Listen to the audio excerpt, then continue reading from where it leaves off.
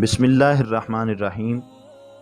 अल्लाहुम्मा सल्ली अला सय्यदिना व मौलाना मुहम्मदिन व अला आलि सय्यदिना व मौलाना मुहम्मदिन व बारिक वसल्लिम वसल्लु अलैहि। अस्सलामु अलैकुम व रहमतुल्लाहि व बरकातुहू। उम्मीद करता हूँ आप सब दोस्त खैरियत से होंगे। अल्लाह पाक सबको अपने हिफ्ज़ व मान में रखे।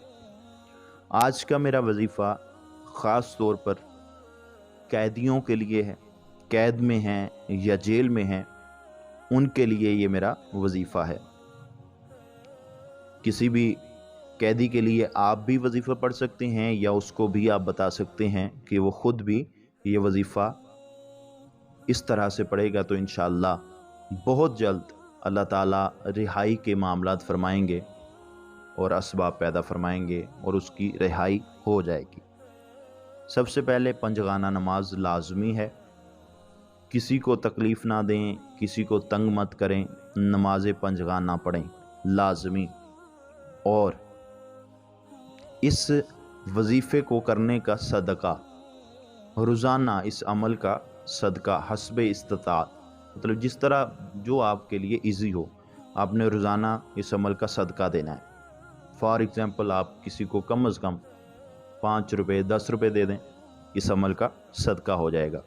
ठीक है जी। उसके बाद आपने ये अमल रोज़ाना पढ़ना है, ला हौला वला कुव्वता इल्ला बिल्लाह। बिल्कुल इजी, हर किसी को ये कलिमात आते हैं, ला हौला वला कुव्वता इल्ला बिल्लाह। आपने रोज़ाना 3125 मरतबा ये तस्बीह पढ़नी है। 3125 मरतबा रोज़ाना बाद नमाज इशा ये तस्बीह 41 दिन तक आपने पढ़नी है। अगर कोई कैदी जो जेल के अंदर है वो ख़ुद पढ़ रहा है तो वो ये तस्बीह पढ़े और अपने लिए दुआ करे। अगर उसके कोई घर वाला, घर का फ़र्द उसके लिए पढ़कर दुआ करना चाहता है तो वो भी कर सकता है, वजीफ़ा करे और आखिर में उसकी रिहाई के लिए अल्लाह ताला के साथ सामने गिड़गिड़ा कर दुआ मांगे।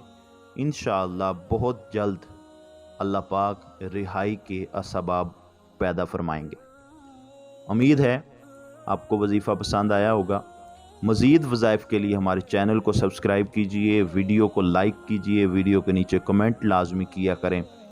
और दुआ करता हूँ अल्लाह पाक सबकी परेशानियाँ, सबकी टेंशन्स दूर फरमाए, सबको अपने हिफ्ज़ व मान में रखे। अल्लाह ताला सबकी खैर फरमाए। अस्सलामु अलैकुम व रहमतुल्लाहि व बरकातुहू।